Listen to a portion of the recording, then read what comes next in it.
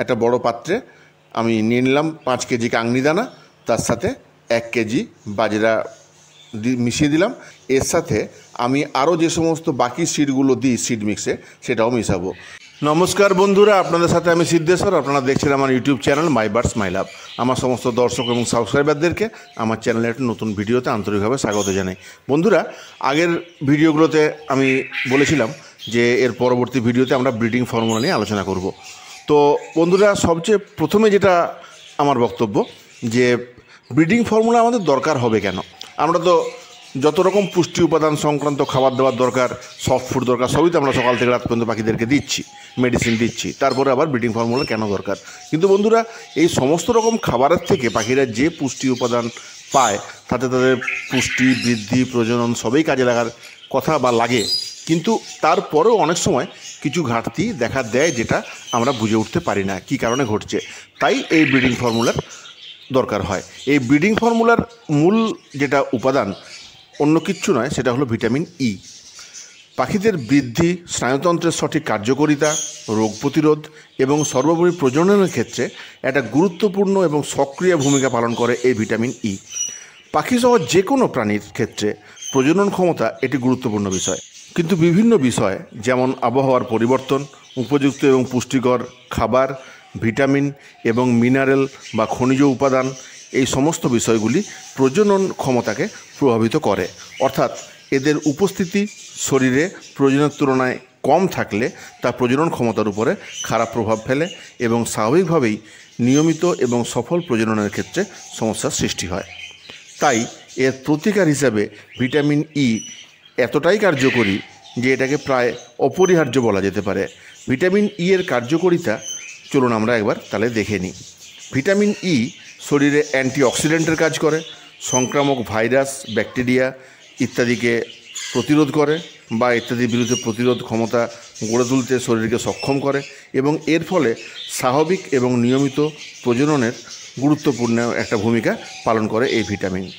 Vitamin E পাখির ডিম উৎপাদন, ডিমের ফার্টিলিটি অর্থাৎ ডিমের বাচ্চার জন্ম দেওয়ার ক্ষমতা সম্পন্ন করে তোলা, ডিম থেকে বাচ্চা যখন বেরোবে যাতে সঠিক সময় এবং সঠিক স্বাস্থ্য নিয়ে বেরায়, তাই ঠিকঠাক হ্যাচিং প্রসেস যাতে হয় তাতে সহযোগিতা করা, পাখির শরীরে শুক্রাণুর স্বাভাবিক গতিবিধিকে নিয়ন্ত্রণ করা বা স্বাভাবিক গতিবিধি বজায় রাখা এবং স্বাভাবিক গতিবিধিকে বৃদ্ধি করা, পাখির ডিম ধারণ করার ক্ষমতা এবং বাচ্চার জন্ম পরবর্তী যে বৃদ্ধি, এই সমস্ত ব্যাপারে ভিটামিন ই একটা গুরুত্বপূর্ণ ভূমিকা পালন করে এবং সহযোগিতা করে।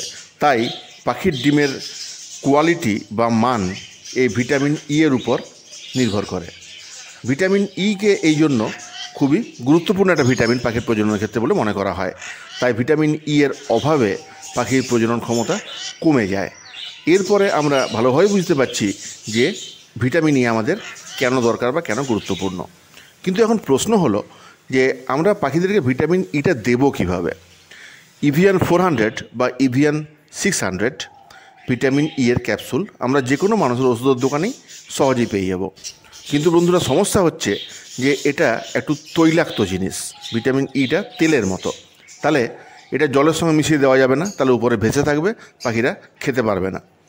বা যদি আমরা এটাকে সফট ফুডের সঙ্গে দেওয়ার চেষ্টা করি, সেক্ষেত্রেও কিন্তু সব সফট ফুডের সঙ্গে এটাকে দেওয়া যাবে না। তাহলে ভিটামিন ই আমরা কিভাবে দেব পাখিদেরকে, সেটা একটা বড় সমস্যা। তাই আমরা একটা কাজ করতে পারি, ভিটামিন ইকে আমরা সিড মিক্সের সাথে মিশিয়ে দিতে পারি। কিন্তু সিড মিক্সের উপরে যদি আমরা সরাসরি ভিটামিন ই এর অয়েলটা মিশিয়ে দিই, তাহলে গোটা বীজটা তৈলাক্ত এবং চ্যাটচ্যাটে টাইপের হয়ে যাবে। সেক্ষেত্রে পাখির খাওয়ার অসুবিধা হতে পারে বা পাখি নাও খাওয়া পছন্দ করতে পারে। তাই ভিটামিন ইকে কীভাবে আমরা ইউজ করব, সেই প্রসেসটাই আজকে আমি আপনাদেরকে আমার ভিডিওতে দেখাবো। তাহলে চলুন ভিডিওটি শুরু করি। আর ভিটামিন ই ঠিকঠাকভাবে দেওয়াটাকেই ব্রিডিং ফর্মুলার একটা পার্ট ধরা যেতে পারে। তাই চলুন ভিডিওটা আপনাদেরকে দেখাই যে আমি আমার পাখিদেরকে ভিটামিন ইটা কী প্রসেসে দিই এবং কী প্রসেসে আমি সঠিক ব্রিডিং ওদের থেকে পাই। চলুন তাহলে ভিডিওটি শুরু করা যাক। বন্ধুরা, ব্রিডিং ফর্মুলা তৈরি করা তাহলে আমরা শুরু করে ফেলি। প্রথমে 1 কেজি মাপের বাজরা আমরা নিয়ে নেব। বাজার থেকে আমি 1 কেজি মাপ করে নিয়ে এসেছি, তবু একবার মেপে দেখে নিই। 5-10 গ্রাম কম হলে তেমন কিছু প্রবলেম নেই, কিন্তু খুব কম হলে তখন একটু সমস্যা হতে পারে। তাই 1 কেজি বাজরা বেছে নেব। আর বাজরাকে বেছে নেওয়ার কারণ একটাই, বাজরার দানা খুব ছোট হয়। তাই ফিঞ্চের মতো ছোট পাখি বা ককাটেল বা জিজ, এই সমস্ত মাঝারি পাখি সবার জন্যই আমরা এটা তাদের সিড মিক্সের সঙ্গে ব্যবহার করতে পারবো।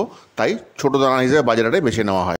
এরপরে বন্ধুরা, দুটো ইভিয়ান 400 ক্যাপসুল নিয়েছি আমি। দেখুন, ইভিয়ান 400 এরকম সবুজ রঙের পাতা পাওয়া যায়, আর ইভিয়ান 600ও নেওয়া যেতে পারে। ইভিয়ান 600 নিলে 1 কেজি বাজরার সঙ্গে একটা মেশালেই চলে, আর ইভিয়ান 400 নিলে দুটো ক্যাপসুল মেশাতে হবে।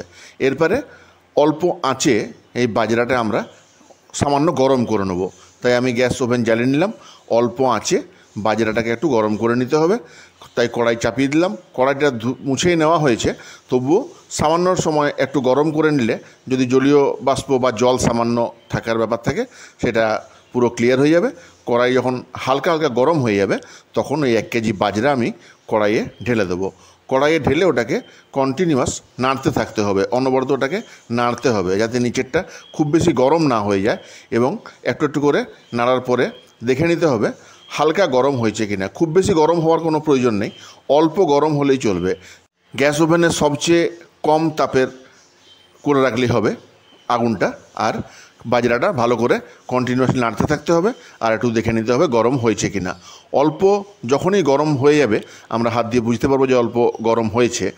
তারপরে আমাদেরকে ইভিয়ান 400 ক্যাপসুল দুটো এটার সঙ্গে মিশিয়ে দিতে হবে।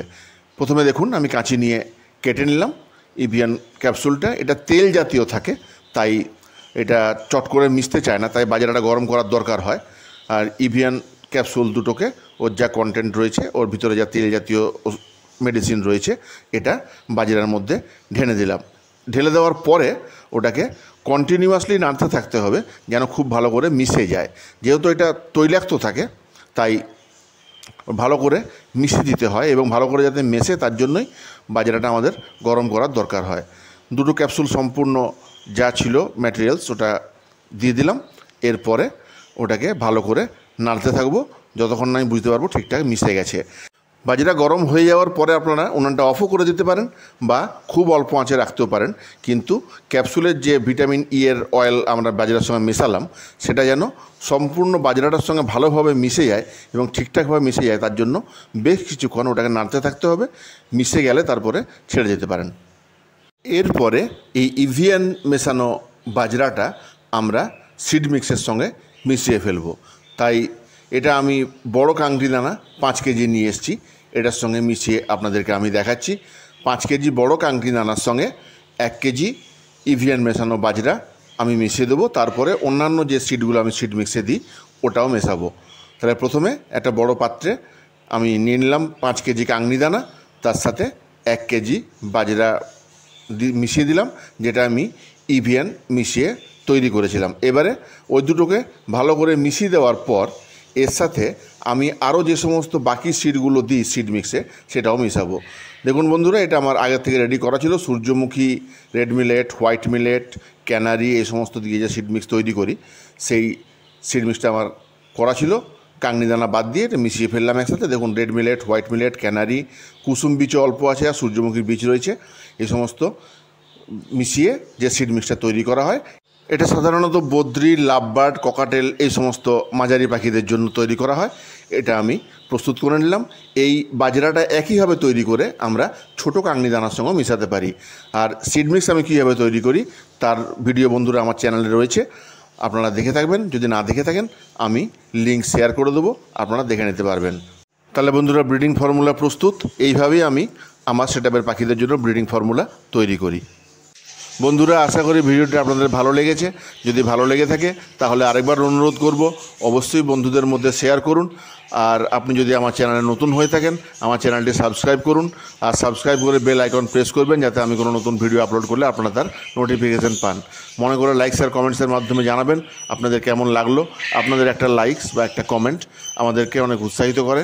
তাই অনুরোধ বন্ধুরা, লাইকস আর কমেন্টস করতে ভুলবেন না। ভালো থাকুন বন্ধুরা, আপনাদের পাখিদেরকেও ভালো রাখুন। আবার দেখা হবে পরের ভিডিওতে। নমস্কার।